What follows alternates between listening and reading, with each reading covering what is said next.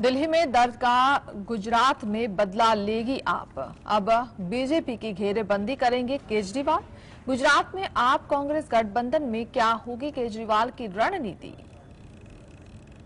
लोकसभा चुनाव अगले साल अप्रैल मई में होने हैं। इससे पहले देश के 5 राज्य में विधानसभा के चुनाव होने हैं। आम आदमी पार्टी के गुजरात में कांग्रेस के साथ गठबंधन में लड़ने का ऐलान कर दिया, तो दूसरी ओर कांग्रेस पार्टी के प्रदेश अध्यक्ष शक्ति सिंह गोहिल राज्यसभा में दिल्ली सेवा बिल को लेकर संसद में थे। कांग्रेस नेता भी सुदान गढ़वी के ऐलान से थोड़े चौकन्ने रह गए। हालांकि कुछ देर में दिल्ली से शक्ति सिंह गोहिल की प्रतिक्रिया आई और उन्होंने कहा कि जो जहां मजबूत है हम उस हिसाब से लड़ेंगे। अब सवाल उठता है कि आम आदमी पार्टी ने ये जल्दबाजी क्यों दिखाई। स्वाभाविक तौर पर मैंने अरविंद जी से मुलाकात एक बार की है और अभी तो इंडिया गठबंधन की प्राइमरी मीटिंगें हो रही है, आप सब जानते हैं। इसके बाद मीटिंगें और जब बढ़ेगी तब क्लैरिटी आएगी। सीट शेयरिंग, राज्यवाइज सीट शेयरिंग की बात आएगी। लेकिन स्पष्ट तौर पर अभी मोटा मोटा ये देखा जाए तो क्योंकि आम आदमी पार्टी ने भी बहुत अच्छा परफॉर्म किया है गुजरात में, तो स्वाभाविक तौर पर आम आदमी पार्टी और कांग्रेस दोनों गुजरात में अच्छी तरह से लड़ सकते हैं। केंद्र की बीजेपी सरकार से मिले दर्द का बदला केजरीवाल अब गुजरात में लेना चाहते हैं। शायद इसलिए उन्होंने अतिरिक्त जल्दबाजी दिखाते हुए गुजरात में गठबंधन का ऐलान कर दिया है। कांग्रेस के कुछ नेताओं ने ऑफ कैमरा कहा कि हम गठबंधन नहीं चाहते हैं, लेकिन दिल्ली से फैसला होगा तो स्वीकार करें। शक्ति सिंह गोहिल ने भी काफी सधी हुई प्रतिक्रिया दी। अब सवाल ये है कि अगर कांग्रेस और आप के बीच गठबंधन अगर हो जाता है और दोनों पार्टियां मिलकर बीजेपी का मुकाबला करती है, तो क्या वे बीजेपी को क्लीन स्वीप से रोक सकती है। इस सवाल का उत्तर है कि बीजेपी को कुछ सीटों पर मुश्किल हो सकती है। आपकी ओर से इशारा साफ है कि दिल्ली में दर्द देंगे तो हम गुजरात में सियासी नुकसान पहुंचाएंगे। Bureau report, GSTV। Delhi service bill पर राज्यसभा में चर्चा के दौरान आप सांसद राघव चड्ढा जमकर बोले। उन्होंने बीजेपी सरकार पर जमकर हमला बोला। बिल का विरोध करते हुए राघव चड्ढा ने क्या कहा। राज्यसभा में दिल्ली सर्विस बिल पर चर्चा के दौरान आम आदमी पार्टी के सांसद राघव चड्ढा ने बीजेपी पर तीखा हमला किया। इस दौरान उन्होंने रामधारी सिंह दिनकर की रश्मि रथी से महाभारत के प्रसंग का जिक्र कर बिल को सरासर फ्रॉड करार दिया। उस समय कौरवों का एक भाई युयुत्सु कौरव सेना छोड़कर पांडवों की ओर आया और पांडवों की ओर से युद्ध लड़ा। मैं उसी बात का जिक्र करते हुए आज इस सदन में बैठे तमाम सांसदों को कहना चाहता हूं, राज्यसभा काउंसिल ऑफ स्टेट्स है, हम लोग काउंसिल ऑफ स्टेट्स है, जहां ज्यादा जिम्मेदारी बनती है राज्यों के हितों की, अधिकारों की रक्षा करने की। मैं मांग करता हूं, आज आप लोग पार्टी लाइन से ऊपर उठकर, विचारधारा से ऊपर उठकर संविधान को बचाने के लिए, लोकतंत्र को बचाने के लिए इस बिल को हराइए। आज ये इतना असंवैधानिक और गैर कानूनी बिल अगर ये सफल हो गया तो हो सकता है आज के बाद आने वाले समय में ये लोग देश में चुनाव ही ना कराएं, चुनावी प्रक्रिया को खत्म करने से। राघव चड्ढा बोले कि बीजेपी को लाल कृष्ण आडवाणी, अटल बिहारी वाजपेयी के सपने को पूरा करना चाहिए। बीजेपी ने अपने घोषणा पत्र में दिल्ली को पूर्ण राज्य का दर्जा देने की मांग की थी, उसे पूरा करना चाहिए। जब राघव बोल रहे थे तब गृह मंत्री बीच में मुस्कुराते हुए भी दिखे। राघव ने रश्मि रथी की लाइनों जब नाच मनुज पर छाता है पहले विवेक मर जाता है से अपनी बात रखनी शुरू की। सभापति को संबोधित करते हुए वह बोले कि वह न्याय की गुहार उनके पास लाए हैं, अपने हक लेने आए हैं।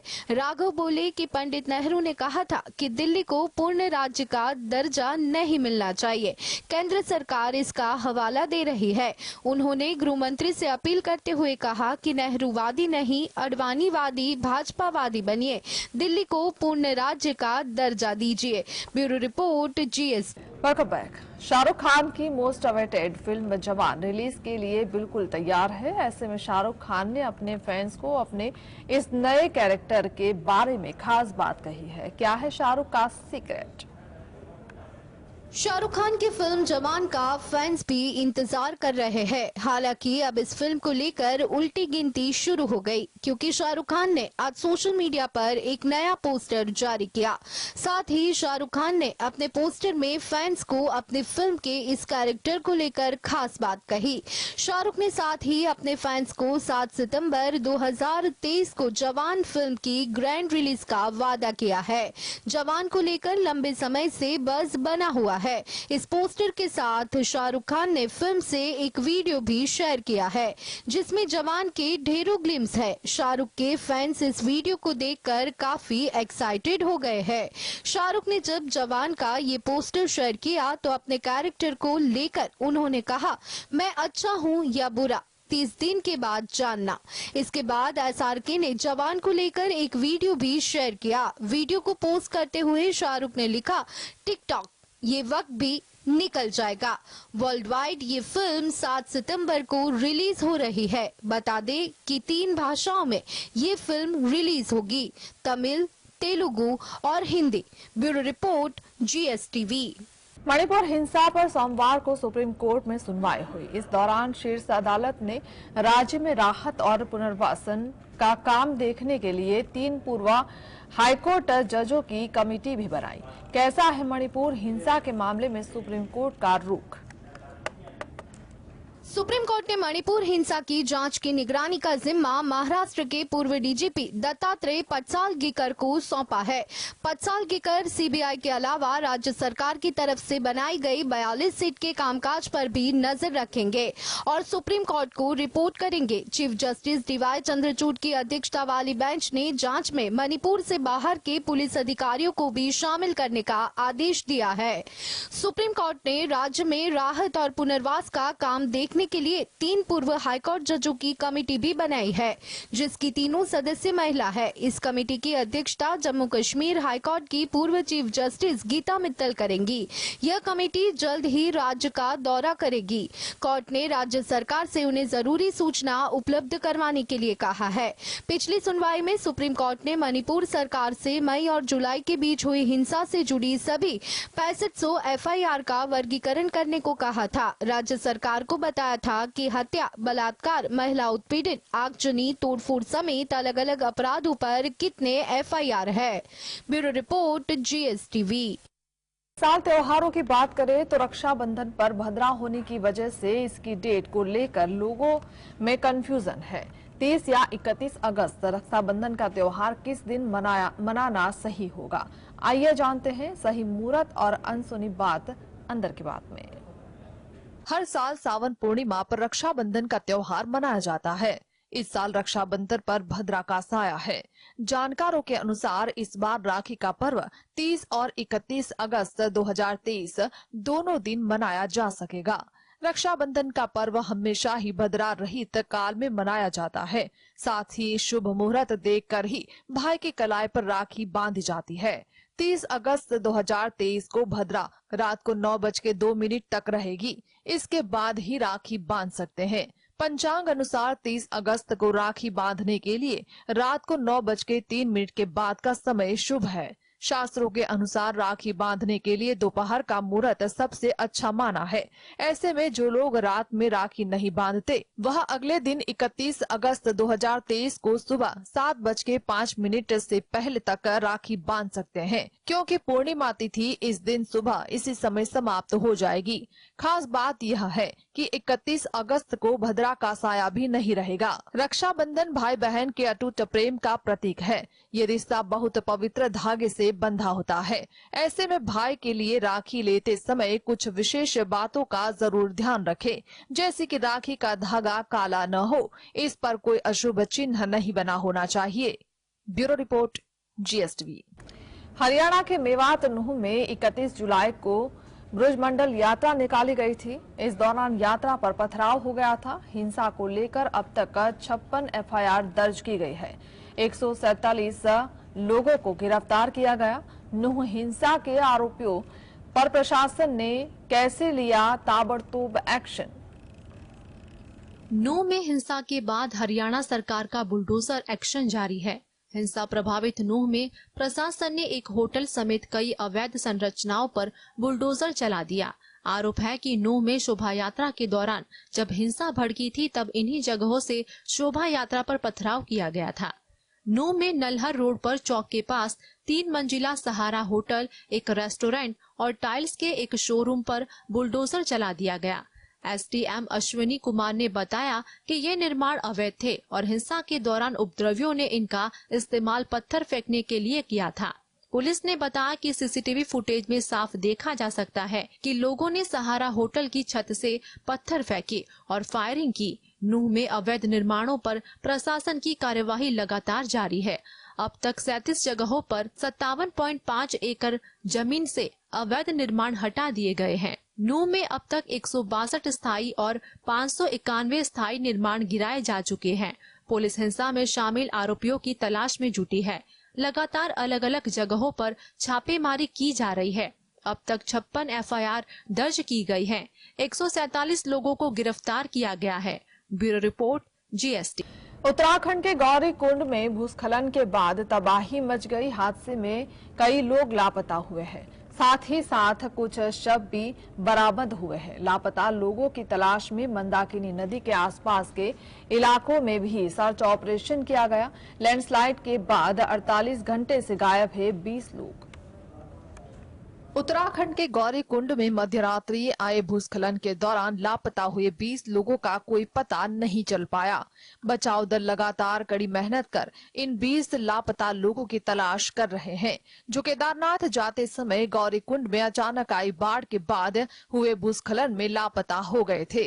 रिपोर्ट के तहत लगभग 12 बजे भूस्खलन हुआ, जिससे बरसाती झरने के करीब और मंदाकिनी नदी से लगभग 50 मीटर ऊपर स्थित 3 दुकानें बह गई। जिस समय यह हादसा हुआ उस समय मंदाकिनी नदी उफान पर थी।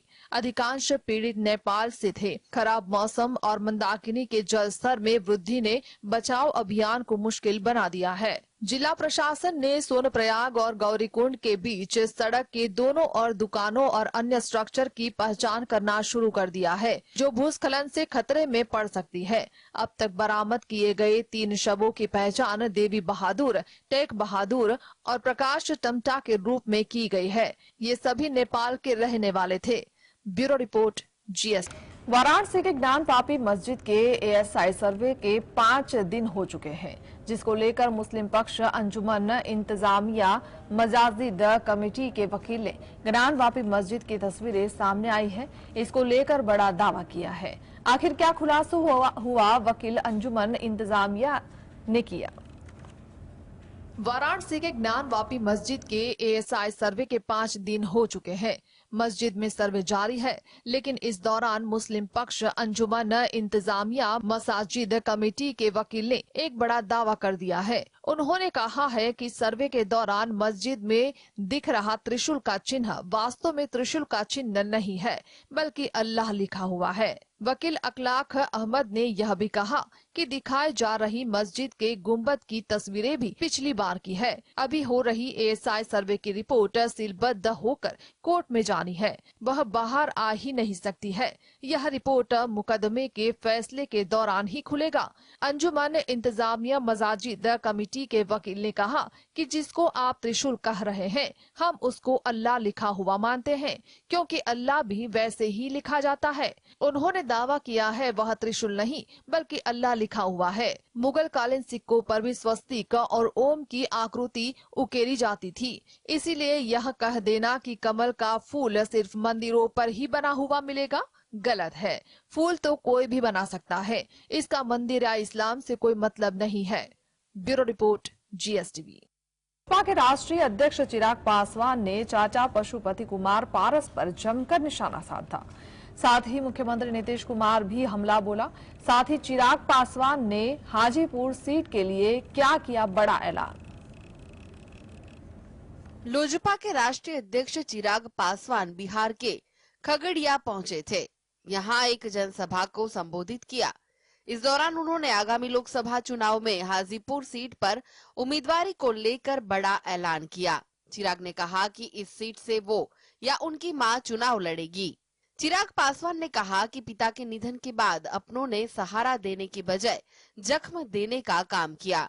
हाजीपुर सीट उनके पिता की कर्मभूमि रही है, लिहाजा इस सीट पर या तो वो लड़ेंगे या मां लड़ेंगी। इसके बाद मुख्यमंत्री नीतीश कुमार पर हमला बोलते हुए कहा कि वो चिंता छोड़कर कभी बेंगलुरु तो कभी मुंबई के दौरे में लगे हैं, इसलिए बिहार में परिवर्तन की जरूरत है। बीते महीने में भी चिराग ने सीएम नीतीश पर हमला बोला था। नालंदा में उन्होंने कहा था कि नीतीश कुमार को अपनी पार्टी टूटने का डर लग रहा है। जो दूसरे दलों को तोड़ता है उसे अपनी पार्टी टूटने का हमेशा डर लगा रहता है। उनकी पार्टी के कई एमएलए और एमपी हमारे संपर्क में है। वो पार्टी कार्यकर्ता से एकजुट होकर एनडीए गठबंधन का सहयोग करने की अपील कर रहे हैं।